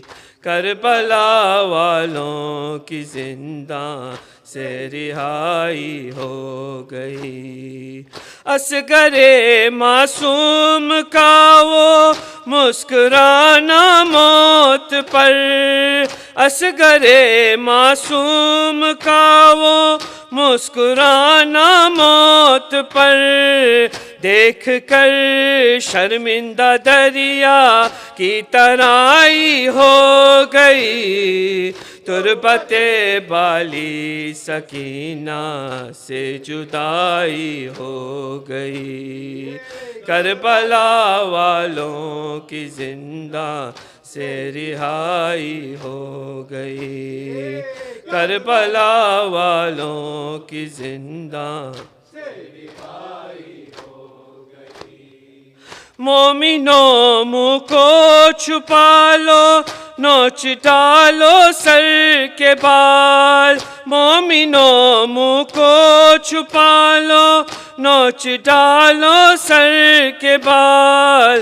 سر برہے نادشت میں زہرا کی جائی ہو گئی. تربت بالی سکینہ سے جدائی ہو گئی. کربلا والوں کی زندہ سے رہائی ہو گئی. کربلا والوں کی زندہ سے رہائی ہو گئی. اصغر معصوم کا وہ مسکرانا موت پر. اصغر معصوم کا وہ مسکرانا موت پر. دیکھ کر شرمندہ دریا کی ترائی ہو گئی. تربت بالی سکینہ سے جدائی ہو گئی. کربلا والوں کی زندہ سے رہائی ہو گئی. کربلا والوں کی زندہ سے رہائی ہو گئی.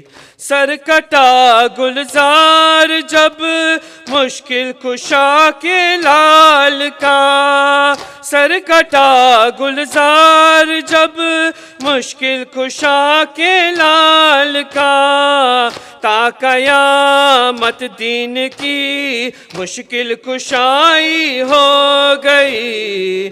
تربت بالی سکینہ سے جدائی ہو گئی. کربلا والوں کی زندہ سے رہائی ہو گئی. کربلا والوں کی زندہ سے رہائی ہو گئی.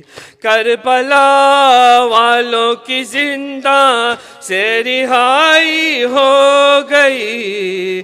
تربت بالی سکینہ سے جدائی ہو گئی.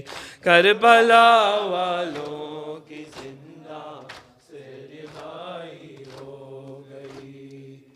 کربلا والوں کی زندہ سے رہائی ہو گئی. نادے علی علی یا علی، بادشاہ و جن و بشر یا علی، آپ کا فرزند حسین غریب،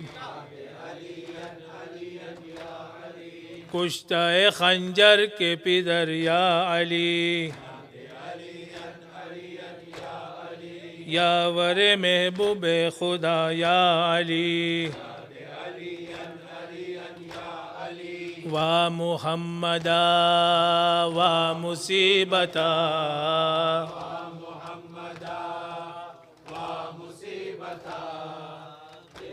فاطمہ در بدر، شیخ کا سر کٹا رن میں بے خطا، بنت فاطمہ در بدر پھری.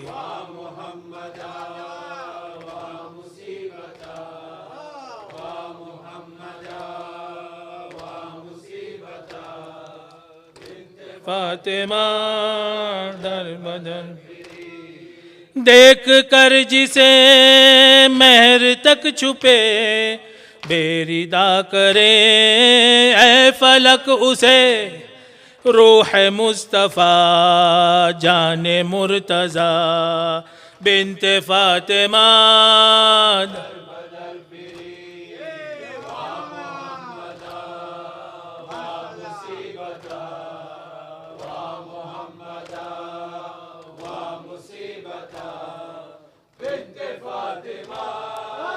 در بدر پھری. گرد غم سے منہ سب عطا ہوا، دیکھے بھائی کا سر کٹا ہوا. شہر شام میں ہو کے بیریدا، بنت فاطمہ در بدر پھری.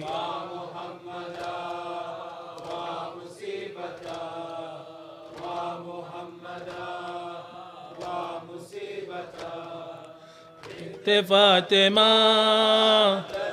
در پھری. سر پہ شے نہیں، مجتبیٰ نہیں، مرتضیٰ نہیں، مصطفیٰ نہیں، ہو کے بے نوا کیوں نہ پھر بلا، بنت فاطمہ در بدر پھری.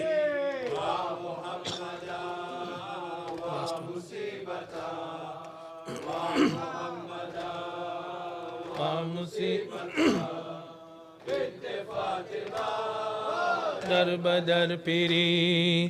زلزلے میں ہو کیوں نہ نئی نوا، کیوں نہ پھر ہلے دشت کربلا، ہائے فوج نے چھین لی ردا، بنت فاطمہ در بدر پھری.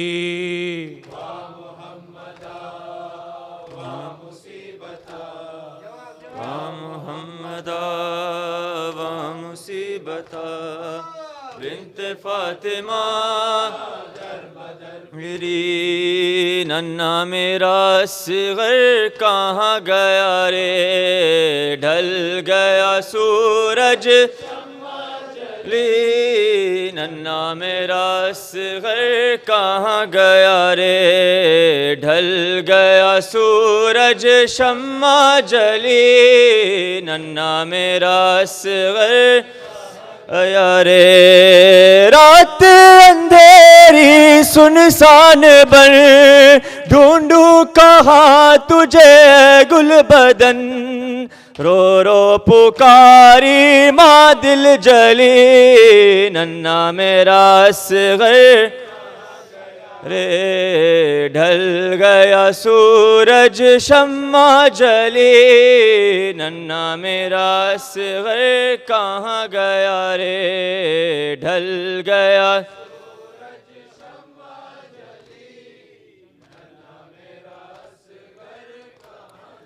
رات اندھیری سنسان بن ڈھونڈوں کہاں تجھے گل بدن رو رو پکاری ماں دل جلی ننا میرا اصغر ڈھل گیا سورج شمع جلی ننا میرا اصغر کہاں گیا رے ڈھل گیا سورج شمع جلی ننا میرا اصغر کہاں گیا وقت مدد ہے مشکل کشا مشکل کرو حل بہر خدا تم ہی بتاؤ مولا علی ننا میرا اصغر ڈھل گیا سورج شمع جلی ننا میرا اصغر کہاں گیا رے ڈھل گیا سورج شمع جلی ننا میرا اصغر کہاں گیا جنگل میں کس جا تو سو گیا جھولا ہے خالی ہے محل کا کس کو جھلائے اماں تیری ننا میرا اصغر ڈھل گیا سورج شمع جلی ننا میرا اصغر کہاں گیا رے ڈھل گیا سورج شمع جلی ننا میرا اصغر کہاں گیا رے تیری زمین پر ہے کربلا گم ہو گیا ہے بچہ میرا ڈھونڈ رہی ہوں گلی گلی ننا میرا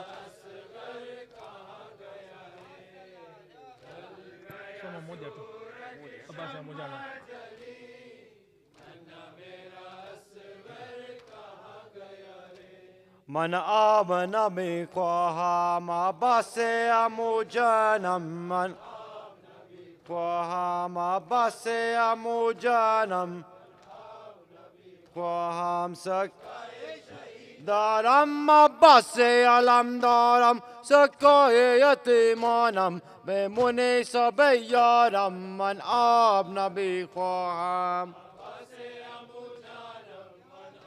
جواب عباس امو جانم من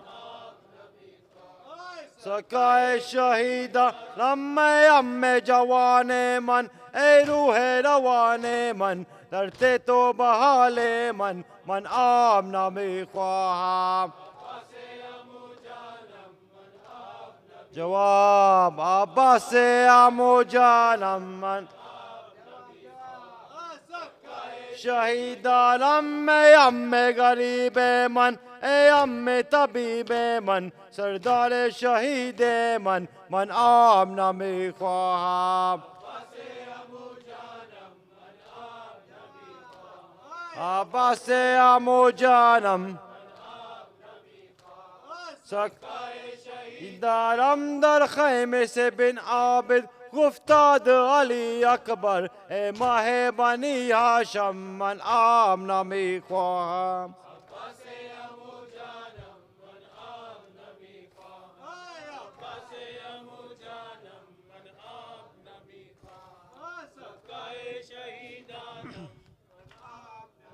شامی بستنده بازو زینب تومرا بعد قتل شاہ اسے آتی تھی صدا بعد قتل شاہ اور اسے آتی تھی صدا شامی بستنده بازو زینب و کلثوم را شامی بستنده بازو زینب کلثوم را اے میرے مظلوم بھیا حافظ و ناصر خدا شامی بستنده بازو زینب و کلثوم را بعد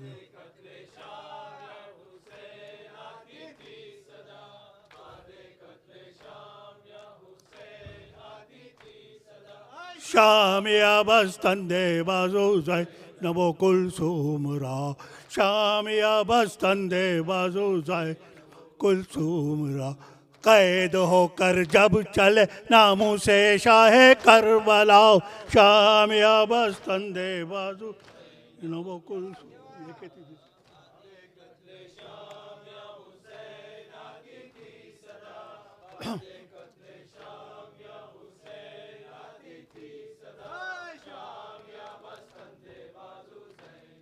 پانی کے لیے ٹھہری عباس نہیں آئے یہ کہتی تھی یہ کہتی تھی سکینہ عباس نہیں آئے پانی کے لیے ٹھہری عباس نہیں آئے بابا کی کمر ٹوٹی کیا وجہ یہ نہ سمجھی دیکھا کہ علم آیا عباس نہیں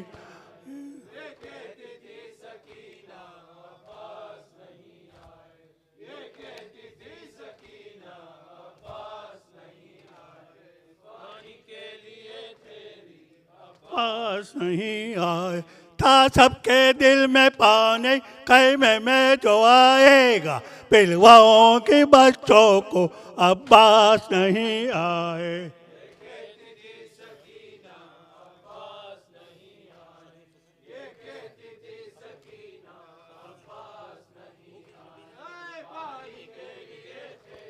عباس نہیں آئے رو رو کے پوچھتی تھی بالی سکینہ سب سے بابا تو علم لائے عباس نہیں آئے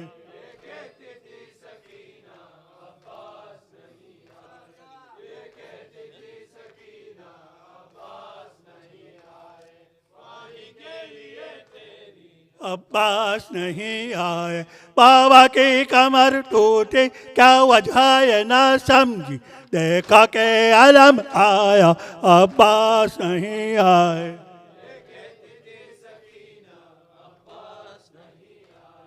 یہ کہتی تھی سکینہ پانی کے لیے بلوا کے پانی تک نہ پلایا حسین کو صدہے ظالموں نے ستایا حسین کو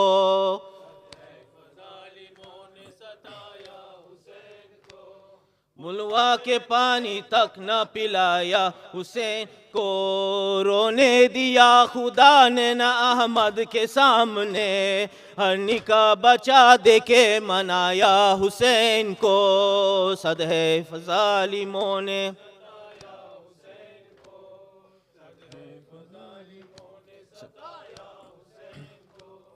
بلوا کے پانی تک نہ پلایا حسین کو ایسے خدا کے پیاروں کو بس کوفیوں نے بتر کا داغ دے کے رلایا حسین کو صدہے ظالموں نے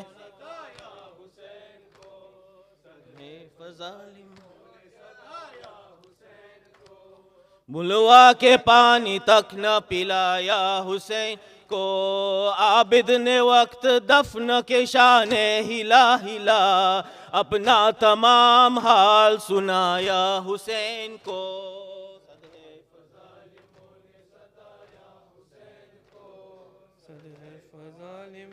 ستایا حسین کو ملوا کے پانی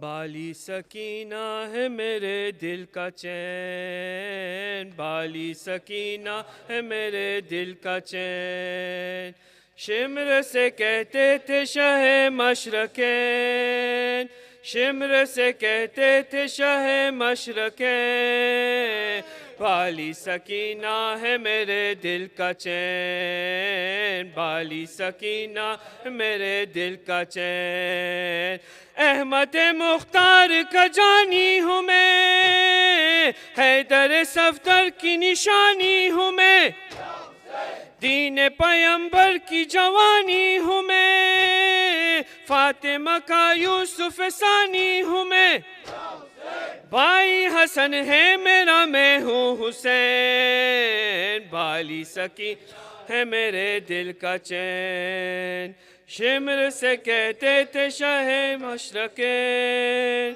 شمر سے کہتے تھے شہ مشرقین بالی سکینہ ہے میرے دل کا چین بالی سکینہ ہے میرے دل کا چین ذبح پیاسا مجھے کرتا ہے تو قہر خدا سے نہیں ڈرتا ہے تو پاؤں میرے سینے پہ رکھتا ہے تو ہاتھ میرے خون سے بھرتا ہے تو بھی نہ پائے گا میرے بعد چین بالی سکینہ ہے میرے دل کا چین شمر سے کہتے تھے شہ مشرقین شمر سے کہتے تھے شہ مشرقین بالی سکینہ ہے میرے دل کا چین نہ ہے میرے دل کا چین سجدے میں شبیر کی گردن کٹی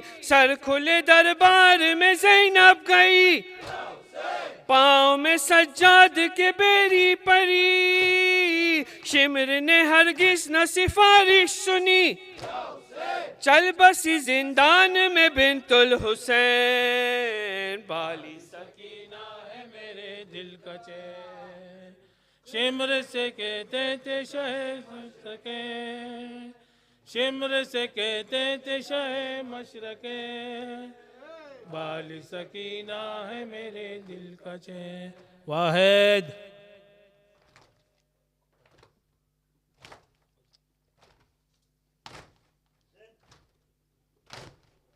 اے زمین کربلا اے زمین کربلا اے زمین کربلا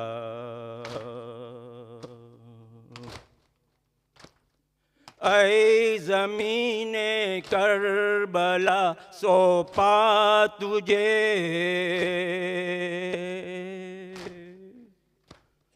فاطمہ کے گود کا پالا فاطمہ کے گود کا پالا اے زمین Karbala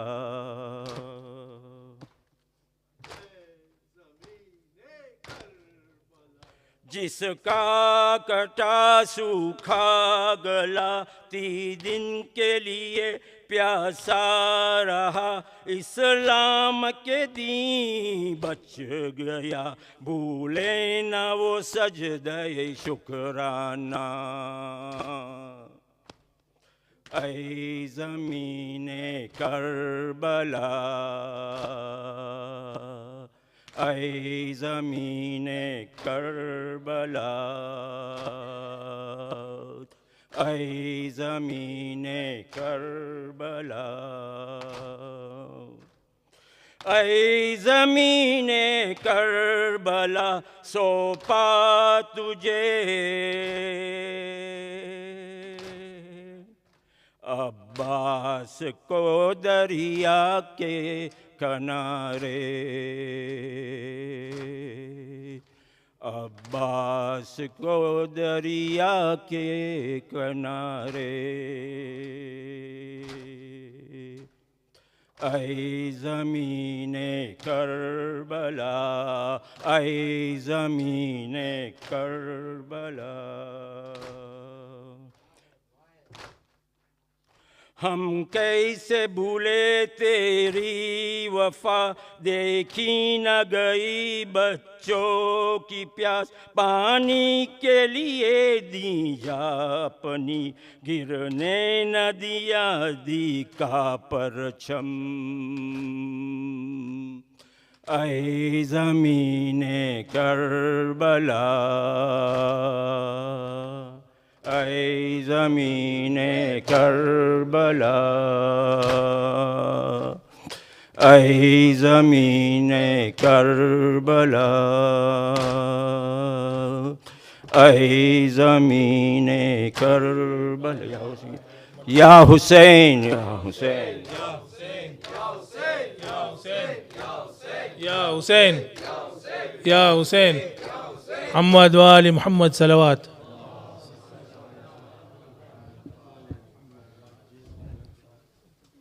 Ziyarat Makhsus. Mu'mineen, please remind yourselves that after Ziyarat, please be seated swiftly so that Tabarak can be served. Bismillah ar-Rahman ar-Rahim. Allahumma salli ala Muhammadin wa ala Muhammad. Assalamu alayka ya Rasul Allah, ya Habib Allah, ya Nabi Allah. Assalamu alayka ya Amir al-Mu'minin wa Sayyid al-Wasiyyin. السلام عليك يا فاطمة الزهراء سيدة النساء العالمين. السلام عليك يا حسن المجتبى. السلام عليك يا أبا عبد الله. عليكم مني جميعا سلام الله عبدا ما بقيت وبقي الليل والنهار ولا جعل الله آخر العهد مني لزيارتكم. السلام على الحسين وعلى علي بن الحسين وعلى أولاد الحسين وعلى أصحاب الحسين. السلام عليك يا علي بن الحسين ومحمد بن علي وجعفر بن محمد وموسى بن جعفر وعلي بن موسى ومحمد بن علي وعلي بن محمد والحسن بن علي والحجة بن الحسن. أجل الله تعالى فرجك وسهل الله تعالى مخرجك وظهورك. والسلام عليكم ورحمة الله وبركاته. بسم الله الرحمن الرحيم. اللهم كن وليك الحجة ابن الحسن صلواتك عليه وعلى آبائه في هذه الساعة وفي كل ساعة وليا وحافظا وقائدا وناصرا ودليلا وعينا حتى تسكنه أرضك طوعا وتمتعه فيها طويلا برحمتك يا أرحم الراحمين.